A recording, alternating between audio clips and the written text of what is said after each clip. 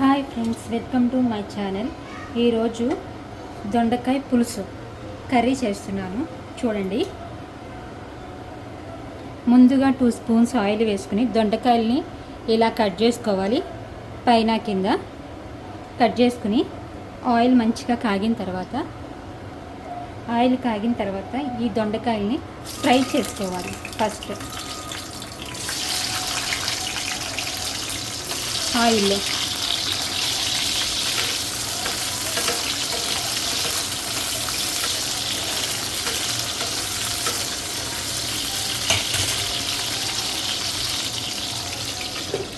మూత పెట్టుకుని ఫ్రై చేసుకో.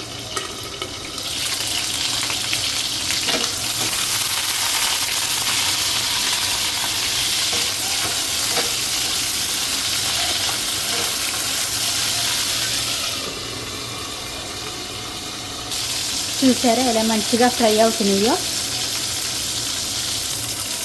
ఫ్రై అయిన దొండకాయల్ని తీసేసుకోవాలి.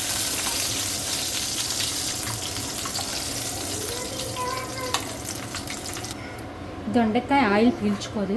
ఈ ఆయిల్లోనే ఒక పెద్ద సైజు ఉల్లిపాయలు ఫ్రై చేసుకోవాలి. ఉల్లిపాయ, పచ్చిమిరపకాయ, కరివేపాకు వేసుకొని కొంచెం ఉల్లిపాయలు త్వరగా ఫ్రై అవ్వడానికి సాల్ట్ వేసుకుందాం.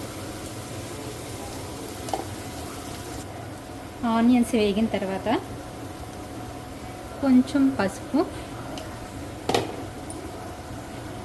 కొంచెం కారం వేసుకోవాలి. ఒక గ్లాసు వాటర్ వేసుకొని ఉల్లిపాయని ఉడికించుకుందాం. మూత పెట్టుకొని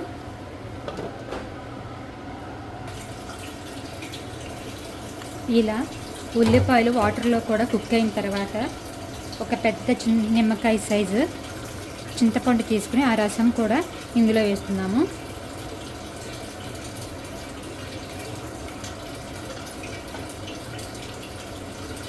వేసుకుని ఒక 2 మినిట్స్ మూత పెడదాం. ఇప్పుడు పులుసు మరుగుతున్నప్పుడు దొండకాయలని వేసేసుకుందాం. ఫ్రై చేసినవి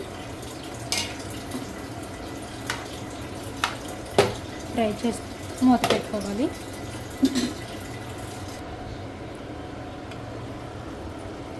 దొండకాయ పులుసు అయితే రెడీ అయిపోయింది. ఇంకా స్టవ్ ఆఫ్ చేసేసుకుందాం.